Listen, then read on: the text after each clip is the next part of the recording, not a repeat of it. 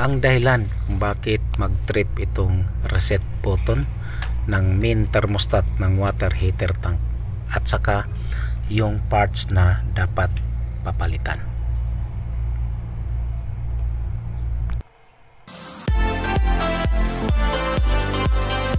So ito yung gagawin natin ngayon. Water heater tank hindi umiinit. So ito yung body nameplate nya. So gumagana naman itong pump or circulation pump. So parang hindi talaga gumagana yung heater dahil wala tayong narinig na tunog. So buksan natin. So dalawang heating element ang gamit nitong tangke na to, malaki kasi. So ito yung pinaka main na thermostat. I-try natin i-reset. So nag-trip yung reset button niya sa pinaka main na thermostat. So ibig sabihin guys, umexceed yung init ng tubig ng 180 degree Fahrenheit. Dahil yung calibration nitong thermostat guys 180 degree Fahrenheit. Pag lumampas yung init doon, mag-trip itong reset button. So sigurado tayo itong thermostat na to dito sa may baba na portion niyang bumigay.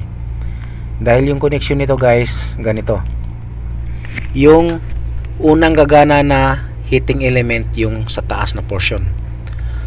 Tapos pag mainit na yung tubig dun sa taas na portion, ililipat niya yung supply dito sa baba. So itong baba naman gagana. Hanggang pag mainit na rin yung tubig, ma-reach niya yung setting ng set point ng thermostat, sa kanya may switch off or mag-automatic itong pinaka dalawang heating element. So nag-trip ito, ibig sabihin hindi nag-automatic yung thermostat dito sa may baba na portion. So ito yung may problema, kaya nag-trip yung reset button. Hindi na siya mag-automatic. So continuous lang yung contact niya. So gana ng gana yung baba na heating element, kaya ma-reach yung 180 degree Fahrenheit, kaya mag-trip itong reset button.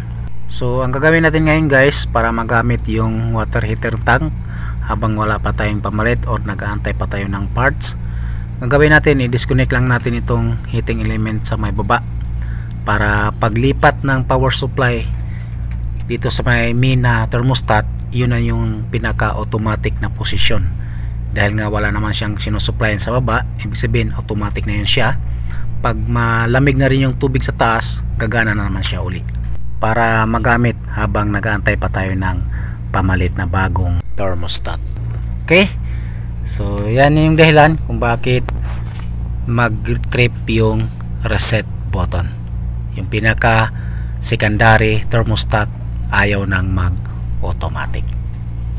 Okay, thank you. Yeah?